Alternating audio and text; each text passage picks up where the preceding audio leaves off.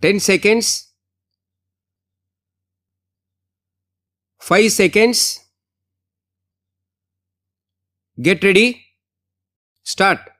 Sir, the general satisfaction on the budget is due to the fact that the finance minister gave an indication to the public and the country at large that there is going to be no further increase in the taxation.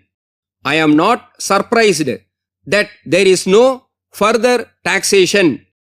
The finance minister mentioned last year that the general level of taxation in this country was very much lower than in other countries. He also gave examples of the level of taxation in different countries.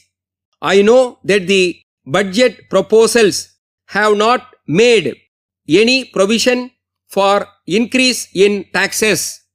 In other countries, the general level of taxation is said to be higher than ours. For example, there is England, but let us not forget at the same time that the per capita national income is very much higher there.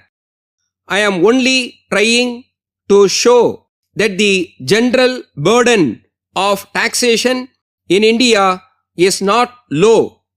It is quite high if you take into consideration the fact that India is one of those countries in which the per capita income is the lowest. Therefore, in my opinion, the finance minister has realized that unless the per capita national income is increased, the level of taxation cannot be increased. Increase in level of taxation must follow the increase in per capita national income and not precede it. With regard to deficit financing, I would like, if I may, to warn the finance minister of one thing. Deficit financing is a source of inflation. We are resorting to it with the idea that we may be able to get some foreign aid or increased production. To the extent that we get foreign aid or increase our production, I agree that there is less chance of inflation. But if unforeseen things happen, there is the danger of inflation. I know that the finance minister is fully aware of the situation. I am only warning him that deficit financing without any control on the factors I have mentioned would have a dangerous effect on the country's economy. Deficit financing in other countries have been resorted mainly to meet a depression or to lessen the evil of unemployment. Here, the Honorable Finance Minister has been bold enough to resort to deficit financing as a means of development.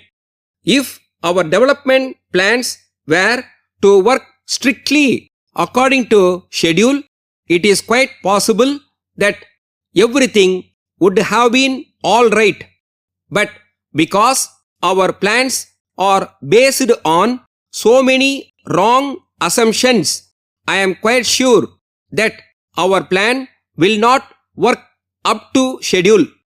In the speech of the finance minister, we have an admission that there is something wrong and we are not going as we should. Now, I would like the finance minister to let us know what positive steps are being taken to rectify the defects. I am ignorant of economics, but as a very good human being, I know that all sciences, including economics, aim at making man far more progressive and happier. Letter from Ruby and Company, Mumbai, to Messrs. Sanjay and Brothers, Chennai.